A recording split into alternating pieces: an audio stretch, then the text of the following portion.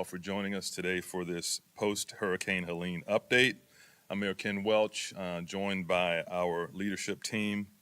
I also want to recognize Senator Darrell Roussan and Representative Lindsay Cross. Thank you all for joining us here today. We also have Jeff Baker from Duke Energy, who'll give us some comments. The worst of the storm is behind us this morning, and the city has begun our recovery process. The city deployed teams to initiate damage assessments, inspect storm water ditches, and repair road damage created by the storm. Preliminary damage assessments indicate that the storm surge caused more flood damage than we experienced during Hurricane Idalia. So far, we know that a significant number of properties are taking on water. Earlier today, Tennessee Task Force 2, a search and rescue task force, arrived in the city to assist our fire department with search and rescue missions. They'll be deploying with, in fact, our St. Pete Police Department, working in the hardest hit areas in Shore Acres, Snell Isle, and Venetian Isles to support search and rescue efforts. These areas are still experiencing significant flooding, and crews are working quickly to contact impacted residents. As of this morning, we've rescued a total of 70 individuals, and we have a total of 750 individuals at the Gibbs High and John Hopkins Middle School shelters. As of 7 a.m., we've processed over 300 calls to our emergency lines. Now, the city is prioritizing medical, fire, and evacuation calls. If you need emergency assistance, please dial 911. During this time, we ask that residents across the city continue to conserve and limit their water usage.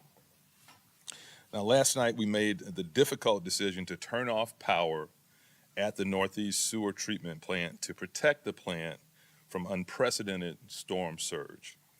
This impacts residents and businesses located approximately north of 30th Avenue and east of I-275 and Haynes Road, which is about a quarter of the city.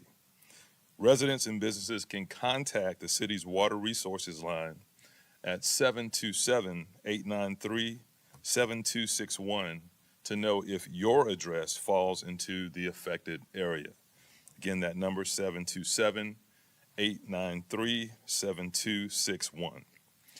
Now, we are actively working on repairs to this facility, and it will take at least 48 hours, we believe, to resume operations. During this time, it's critical that residents and businesses in that area do not drain water. That includes taking showers, doing laundry, and flushing toilets. Draining water will cause sewage to back up into homes and businesses. Now, we know this is a challenging situation, and we are working to assess and repair the facility as quickly as possible to resume service. We've procured emergency contractor services to assist with getting the facility back online as quickly as possible. Now, to harden the facility and prevent this situation from happening in future storms, the city started a capital improvement project at the plant in 2022 and has budgeted $70 million for those improvements. This project will allow the plant to sustain up to 11 feet of storm surge. Construction on this project began last year and is scheduled for completion in 2026. I've asked our team to find all available options to expedite that construction schedule. In closing, while the worst of the storm has passed us, it is not over yet. Please stay off the roads while we continue to assess damage. It's for your own safety. And as we start to shift into recovery operations, we ask that residents please support each other during this unprecedented time. Check in on your neighbors, offer help where you can. Together, we will recover from this storm. For ongoing updates, please monitor local news media, the National Weather Service, disaster.pinellas.gov, and social media. Thank you, St. Pete. I'll now turn it over to Yolanda for Spanish translation. Yolanda. Buenos días. Lo peor de la tormenta ya ha pasado y esta mañana la ciudad ha comenzado el proceso de recuperación. Desplegamos equipos para evaluar los daños y empezar las reparaciones. El Tennessee Task Force 2, un grupo de rescate, llegó para ayudar a nuestro departamento de bomberos a rescatar víctimas de la inundación en Shore Acres, Snell Isle y Venetian Isles. Estas áreas todavía están experimentando inundaciones significativas. Hemos rescatado a un total de 70 personas y tenemos un total de 750 en los refugios en Gibbs High y Johns Hopkins Middle. A partir de las 7 de la mañana hemos procesado más de 300 llamadas de emergencia. Ayer por la noche tomamos la decisión difícil de cortar la energía en la planta de agua del noreste. Esto afecta a los residentes y negocios ubicados al norte de la 30 Avenida Norte y al este de la carretera 275.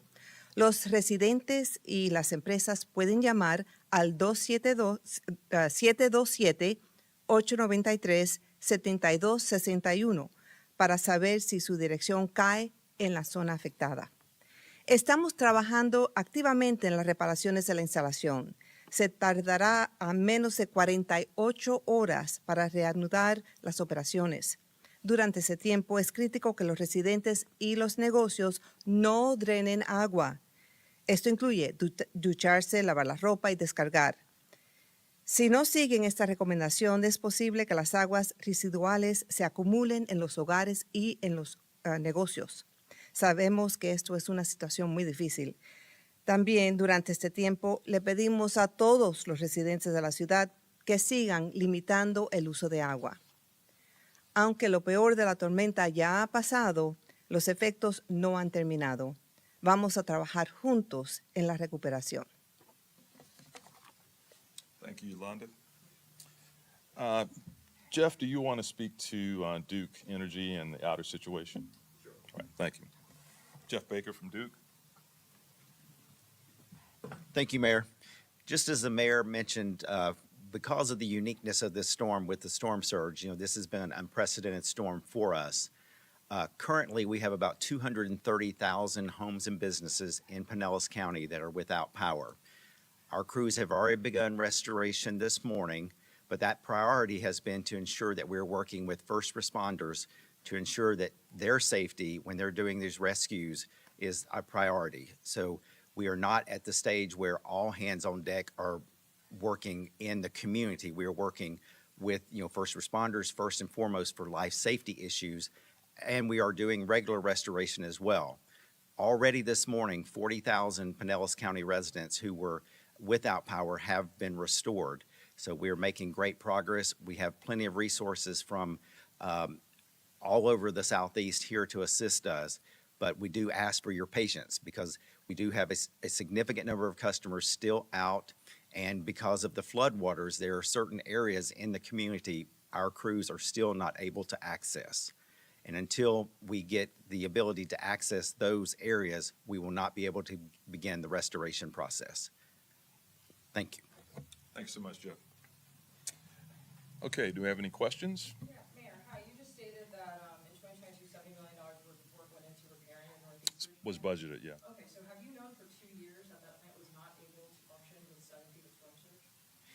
I think we've known, and I'll let Claude come up to answer some specifics, but we've known for some time that that was the lowest plant since it was built, I think, in 1955, that it's always been susceptible to that amount of unprecedented storm surge. This is the most storm surge St. Pete has ever had. Okay, but you've been saying for days that you're expecting 5 to 8 feet of storm surge, so why wouldn't you notify residents who might have been affected, give them a heads up that they might not be able to function through it for 2 days? Well, there was a mandatory evacuation order. Much of that is covered by evacuation zone A. But a lot of it isn't. But a lot of it is. Do you think that might have influenced people's decisions whether to stay or leave or not? That sewage might be backing up into their homes? I'm not sure where you're going with the question. We've known. Given more notice to affected residents that they can make more of a decision on whether to leave or not. Well, we've said repeatedly, when we call for an evacuation order, you need to respond to that evacuation order. That applies to everybody that lives in evacuation zone A. That plant is more than 70 years old, and it's always been at the lowest elevation of our three plants. The reason why this project was started in 2022, shortly after I took office, was because we saw that susceptibility. And if you look at the presentation that was made to the public, it talks about resiliency. It talks about elevating the plant. And so that's the reason that $70 million was budgeted. It's always had that vulnerability, and we moved to address that. So why not say that when it was asked yesterday morning, how are the water systems, that there was a risk that this could falter? The risk has always been there. Okay, but that hasn't been communicated. Well, we handled it the way we thought was appropriate, including budgeting for this capital project to make sure that we could sustain 11 feet in the future. We budgeted $70 million to make that happen. It's under construction.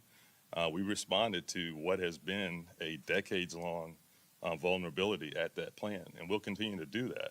It's a new day in terms of the impact of sea level rise and extreme weather, and this is a good example of how we actually have incorporated the reality of environmental impact into our capital improvement plan. Unfortunately, we couldn't get that done quickly enough, but we're looking at options to expedite that construction earlier than the 2026 date. Okay, how are thousands of houses into the bathroom? Well, we are working on that. We have brought in, contracted for portable toilets to go into the area. We've got those en route. It's really an unprecedented time for us in terms of dealing with this kind of outage. But again, that vulnerability has been there, and now we're dealing with it as best we can. Okay, can you talk a little bit more about this? Let me see if there's another question, because I think I've answered your stream of questions on that one. Another question? You said 48 hours minimum. What's the maximum look like? Claude, let me get you to give us some more specifics on that. Thank you. Claude Tankersley, Public Works Administrator. The 48-hour number was established by our staff who know how to start the plant up and assuming what we may or may not find there. And so the 48-hour minimum number was an estimate to make sure that we had enough time to get in there and assess the situation and repair it if necessary. We do have both city staff as well as an emergency contractor on site right now. They're doing the analysis, they're doing the evaluation. I expect to hear soon with today what they may be finding. And with the help of this emergency contractor, we believe that we will be able to do this as quickly as we can. But without knowing exactly what we're facing, we had to come up with an estimate, and that's what we came up with. You know, there's a lot of talk about the people in the zone A. What about the residents that live on like the cusp, you know, like farther towards 30th Avenue? Is it, you know, just as, you know, critical not to drain any water everywhere? Yes, it is. Right now, with the plant not operating, if somebody drains water from their house, flushes their toilets, so forth, it may leave their house, it may not. If it does leave their house, then it may create a sanitary sewer overflow somewhere else. And so as soon as we can get that plant up and running and move the water through it, then we should be able to be out of this. It's kind of my last question on the subject, but just to be clear, you know, say somebody's doing the right thing, not using any water, not draining any water, could they still experience sewage overflows in their home because somebody down the road is not following the order? It is possible, yes. Thank you. Hi, how many reports of sewage overflows have you received? Have you received any so far? We've not received any so far that I'm aware of. Thank you. Has anyone, I'm sorry, has anyone died in St. Pete? I think we have Chief Kovacev. Can you speak to? We have not. No, in Pinellas County, I believe. Yeah, that was Pinellas County that But did in St. report Peter- some. St. Petersburg, none yet. Okay. Hopefully none at all. Sheriff Gualtieri reported, I think, 6 deaths. You want to confirm that number, but we just saw that. Can you talk about more about the call that was made last night to shut down the plant? Were you monitoring? Did you make the call? What kind of data were you working off of? We all discussed that, our leadership team, and the plan for monitoring the water as the surge came in. It was a really team decision led by Claude. Claude, do you want to speak to how we actually made the call?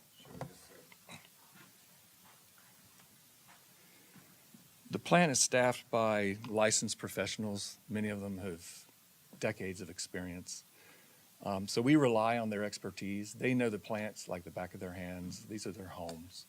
So they know when the situation is going to get dangerous. So they made the decision to call us. We spoke with them. We spoke with our Water Resources Director, John Palanchar, and myself. And based off of their recommendation of what they were seeing on site, because we were not on site, what they were seeing on site, we authorized them to go ahead and de-energize the plant. Again, the purpose is to protect that equipment so that we can get it back up and running more quickly. If we had failed to make that decision and the equipment had been damaged, it would probably be much longer than what we're anticipating getting the plant up and running. Thank you. Is there an alternative here where like a discharge would happen or anything like that? If the plants failed to work anymore, if it stopped working because of the damage, then yes, we would have had a discharge. Thank you. Can we hear a little bit more about those toilets that are being put in, those purple toilets? Yes, is Amber in? Yeah. Good morning. We don't have a whole lot of information on those right now. We're working with our county partners through contracts to get those pulled in. So we're working on strategically placing those equitably throughout the affected area. But they have been ordered. I believe they are en route, but they're not placed yet. And how many? It'll be, as of right now, 15 trailers of 10 restrooms apiece on each of those trailers. And where are they going? We're not sure yet. We're working through that now, trying to place them in specific locations. It's 150,000 per dollar. Correct. And do we have on how many households are affected, like residents, total number? I know it's 25%, but is there a total number? We're I'm not sure. still doing damage assessment right now, so we don't have a solid number for you. We'll have that later today, this afternoon. So it would be safe to assume that it would be 25% of our total population? So are you talking about damage or folks affected by the Oh, sewage by the outage? sewer. It's about 25% of the area, but So in order to come up to the 25% number, we looked at the historical flows at our 3 plants. And based off of those flows, we were able to estimate that we were receiving 25% of the flows at that plant. Therefore, it's likely serving 25% of our population. Do we have a ballpark of, I know you said how many rescue calls, but do we have a ballpark of how many people were taken to the hospital? Chief Womack, do we have any of that data? We don't have that number. Okay. Okay. Thank you all so much. We'll update you as appropriate. Thank you.